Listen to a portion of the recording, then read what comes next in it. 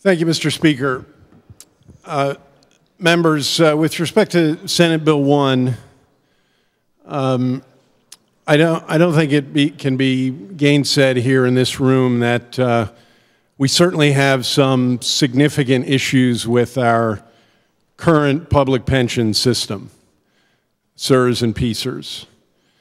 The unfunded liabilities combined, even using conservative numbers, are north of $50 billion. And none of us are strangers to the impact that that has on the services that the state government can provide and the services that our school districts can provide, because they owe about half of that liability along with us. It's causing massive problems for budgeting. It has for several years, and it's going to continue to do so, not just here in these halls, but also in our school districts. It's having an impact on our taxpayers, and I think with current projections that situation is only going to intensify. So if you want any sort of change to such a system, then you have to look at bills like Senate Bill 1 and say, do they provide pension reform? Senate Bill 1 came over from the Senate, and in my mind, it is a bill that is full of good pension reform. But before I get to precisely what is in it, let me say this. I've heard a lot over the last few days and certainly read a lot in the newspaper about the need for compromise in the state capitol, the need to work across the aisle, to work with multiple interest groups. And from where I sit, Senate Bill 1 that has come out of our state government committee and is now here for final consideration for us is all about compromise. So any of you who are looking for simply that, the notion that people who want pension reform can listen and can change legislation or craft legislation to reflect compromise, Senate Bill 1 is such a bill. Now, why do I say that? I believe, and I have a bill on this calendar, House Bill 727, that we should go for future hires to a straight defined contribution plan. I mean, in my mind, imagine that the state government, the school districts would actually have what just about every other employer in the United States of America has for its employees. I think that is a good reform and a necessary reform.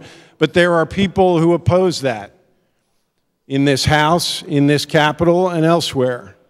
And so that is not in Senate Bill 1. The drafters of Senate Bill 1 recognized that that would be an issue, that would be a problem. And so there is what's called a hybrid, or a half and half. There is half a defined benefit plan, that's the cash balance piece, and there is half a defined contribution plan, or a 401k type plan in it. So for future hires of the state and school district, Senate Bill 1, the bill that you're considering, is a piece of compromise. Now then, with respect to the subject of current employees, there are really only three ways that you can attack a massive unfunded liability and costs like we have in our current system.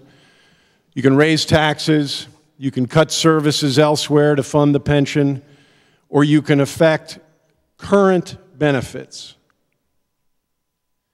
This bill, Senate Bill 1, when it came out of the Senate, 28-19, had very significant changes for our current complement of employees at the state and school district level.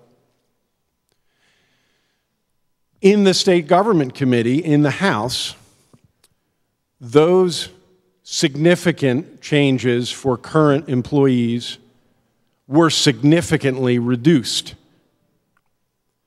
There was lots of talk about the need with respect to our uniformed officers, state police, the FOP members, and our corrections officers, that they have a different sort of job, different kind of dynamic for retirement and disability, and they should be removed from Senate Bill 1 and kept in the existing plan. The State Government Committee here in our House removed those employees from Senate Bill 1 as it came over, so their benefit is preserved, unlike what the original bill was. That's fully 20,000 employees of our roughly 80,000 complement of state workers, a very significant compromise and reduction in the scope of Senate Bill 1. In addition to that, in Senate Bill 1 as it came over, there was an increase in the contribution rate for all employees, unless they wanted to reduce their multiplier for future hires or for future days of service. The multiplier that goes into the benefit calculation. That would have saved the taxpayer in this system some $9 billion over the projection period.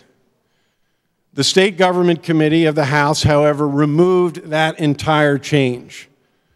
So there is not a contribution rate increase here. There is not a multiplier reduction here, as this bill is before you on third consideration. So for those two, I think, very significant points about changes with respect to current hires and the hybrid plan for future hires, this bill is all about compromise. And it can be voted for on that, I think, in good conscience. In the end, this is a very good bill. It saves $10 billion despite the removal of those reforms that were in the bill to begin with. It saves the taxpayer and the systems over the projection period more than $10 billion. Anybody who has an opportunity to vote on something that will save the taxpayer $10 billion, I think really does have a good opportunity, and you should consider it for that.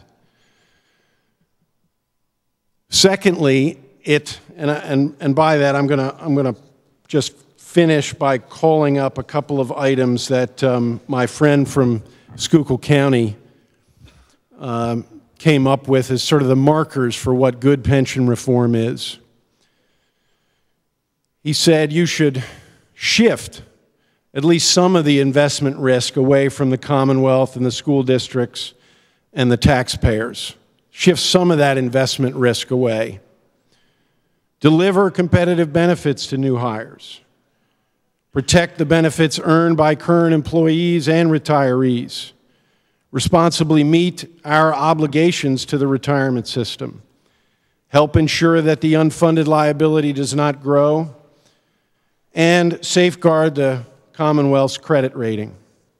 Senate Bill 1 shifts some of the risk by going to a defined contribution plan where the taxpayer is putting in an amount each year but is not getting a bill 30 years hence because of some mistakes that are made in the state capitol for a much higher amount. It shifts some of the investment risk away from the Commonwealth, away from the taxpayer, away from the school districts. It does deliver competitive benefits for future hires and for current employees to our employment complement and those who would work for us in the school district. It protects the benefits earned by current employees and retirees. It meets our obligation to the retirement systems. There are no additional collars in this bill. There is no front-loading of savings, no gimmickry in order to avoid our obligation as it currently stands in existing law. And not only does it help ensure that the unfunded liability will not grow, it actually reduces the overall cost of the system, as I said, by $10 billion. And finally, does it proactively safeguard the Commonwealth's credit rating? Well, under the current system and our current funding cycle, we've been getting bad grades on that. By shifting to a defined contribution plan, in part by reducing the costs, adding savings to our current liabilities, we are going to let the credit ratings take notice. They will take note of the credit agencies. They will take notice. So when it comes to those 6 points that the good gentleman from Schuylkill County wisely came up with, I think Senate Bill 1 meets those and is therefore worthy of your support. Thank you, Mr. Speaker.